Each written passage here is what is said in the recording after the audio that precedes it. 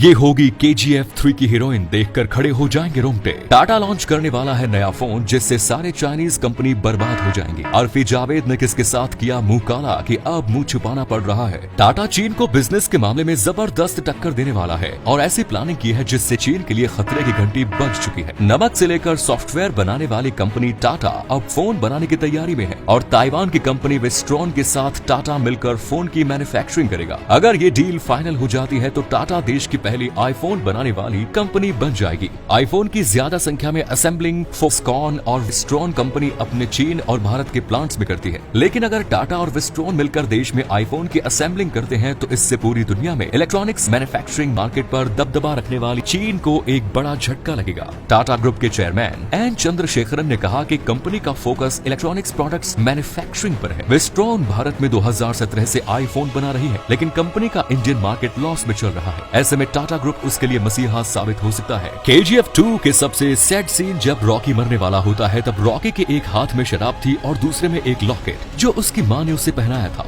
जिसे वो KGF 1 में रीना को देकर KGF के अंदर चला जाता है। गरुड़ा को मारने और KGF के लास्ट में रीना के हाथ में देखने को मिलता है। पूरी KGF 2 मूवी में रीना वो लॉकेट रॉकी को नहीं देती। इनफैक्ट वो हमें पूरी चैप्टर 2 में रॉकी के पास भी नहीं दिखा। तो फिर फिल्म के आखिर में वो लॉकेट रॉकी के पास आया कैसे? जब रॉकी अपना सोना समेत पानी में डूब रहा होता है उस वक्त इसे बड़े अच्छे से दिखाया जाता है। मतलब इस लॉकेट का बड़ा अहम रोल हो सकता है चैप्टर 3 में। और हमें 1978 से 1981 4 सालों की घटना नहीं दिखाई गई। इन 4 सालों में रॉकी ने 16 अलग अलग देशों में भी क्राइम किए हैं। मतलब KGF में रॉकी के इंटरनेशनल क्राइम्स को फ्लैशबैक में दिखाया जाएगा। उस वक्त रीना भी जिंदा थी। अगर आप गूगल करें KGF 3 की कास्टिंग तो उसमें रीना का नाम सबसे ऊपर दिखेगा। ये सब यही इशारा कर रहे हैं कि KGF 3 में रीना होगी भी और नहीं भी। मतलब रीना को फ्लैशबैक में दिखाया जाएगा जैसे अब तक रॉकी की मां को दिखाया गया। वैसे चैप्टर 2 में रॉकी भाई भी मर चुका है। KGF 3 में रॉकी और रीना दोनों को ही फ्लैशबैक में दिखाया जाएगा और KGF 3 में रीना ही होगी रॉकी भाई की लीड एक्ट्रेस। वैसे श्रीनिधि शेट्टी अपने ट्रेडिशनल लुक से सबको अपना दीवाना बना चुकी है। वही बॉलीवुड की एक्ट्रेस जो सिर्फ अपना जिस्म दिखाकर खुद को फेमस करना चाहती है। ऐसी ही एक एक्ट्रेस है उर्फी जावेद, जो हर दिन अपने अतरंगी और बोल्ड ड्रेस के चलते ट्रोल होती है। उर्फी का जन्म लखनऊ के एक कंजर्वेटिव मुस्लिम फैमिली में हुआ, जिन्हें बचपन से ही अपने क्लासमेट्स द्वारा टॉर्चर और हरेस होना पड़ा। उर्फी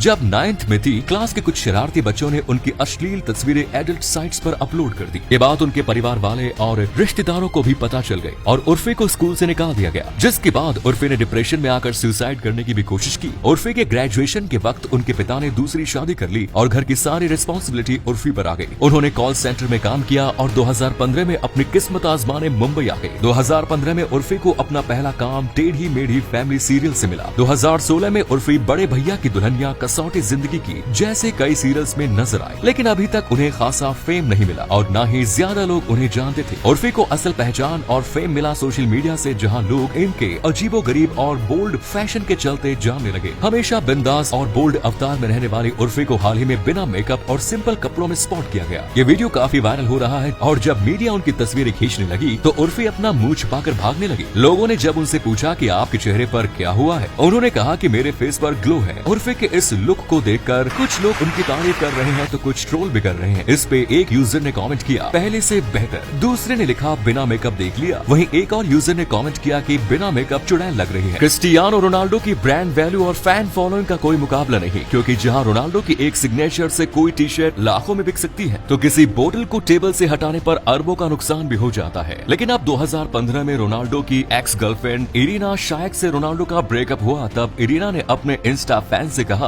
कि अगर आप मुझे सिर्फ इसलिए जानते हैं कि मैं रोनाल्डो की गर्लफ्रेंड हूँ तो मुझे अनफॉलो कर दीजिए। और आप यकीन नहीं करेंगे, इरीना को अगले 24 घंटों में 11 लाख लोगों ने अनफॉलो कर दिया। ये साबित करता है कि फैन फॉलोइंग तो सबकी है, पर रोनाल्डो जैसी नहीं। ब्रिटेन की महारानी एलिजाबेथ II के निधन के बाद कोहिनूर हीरे को इंडिया वापस लाने की मांग जोरों पर है। 105.6 कैरेट के इस कोहिनूर हीरे को दुनिया का सबसे बड़ा हीरा माना जाता है और ऐसा कहा जाता है कि ये हीरा 14वीं सेंचुरी में आंध्र प्रदेश के एक खदान से मिला। लेकिन भारत पर अंग्रेजों की हुकूमत के बाद 1849 में इस हीरे को ब्रिटेन की तत्कालीन महारानी विक्टोरिया को सौंप दिया गया और बाद में इसे शाही ताज में जड़वा दिया गया। लेकिन असल में ये कोहिनूर हीरा भारत की अमानत है जिसे भारत वापस लाना चाहिए, लेकिन ब्रिटेन इसका उल्टा करते हुए अपने नए राजा चार्ल्स तृतीय की पत्नी कैमिला को ये हीरा सौंपने वाला है। बॉलीवुड को बाइकआउट से बचाने के लिए और लोगों को सिनेमा हॉल तक लाने के लिए MAI यानी मल्टीप्लेक्स एसोसिएशन ऑफ इंडिया 16 सितंबर को नेशनल सिनेमा डे सेलिब्रेट करने वाला था और जिसके चलते उस दिन सारे सिनेमा हॉल में टिकट का प्राइस 75 रुपए कर दिया गया। जैसे ही लोगों को ये बात पता चली तब लोगों ने टिकट्स बुक करना स्टार्ट कर दिया और 16 सितंबर का इंतजार करने लगे। लेकिन रणबीर कपूर की फिल्म ब्रह्मास्त्र ने AMI का पूरा प्लान बर्बाद कर दिया, जिसे देख AMI को नेशनल सिनेमा डे की तारीख बदलकर 23 सितंबर करनी पड़ी ताकि ब्रह्मास्त्र को टिकट की कम प्राइस के चलते नुकसान न हो। क्या आपने भी इस प्राइस में टिकट बुक किया था? दुनिया की सबसे ऊंची इमारत आज दुबई का बुर्ज खलीफा है जिसकी हाइट 830 मीटर है। लेकिन अब सवाल ये है कि इंसान धरती पर कितनी ऊंची इमारत बना सकता है, मतलब लिमिट क्या है? तो इसकी कोई लिमिट नहीं है, लेकिन अभी हमारे पास जो टेक्नोलॉजी और रिसोर्सेज हैं उस हिसाब से हम 4000 मीटर ऊंची इमारत बना सकते हैं जो बुर्ज खलीफा से 5 गुना ज्यादा ऊंची होगी, जिसकी बेस का डायमीटर 6 किलोमीटर होगा और जिसे बनाने में $1.4 ट्रिलियन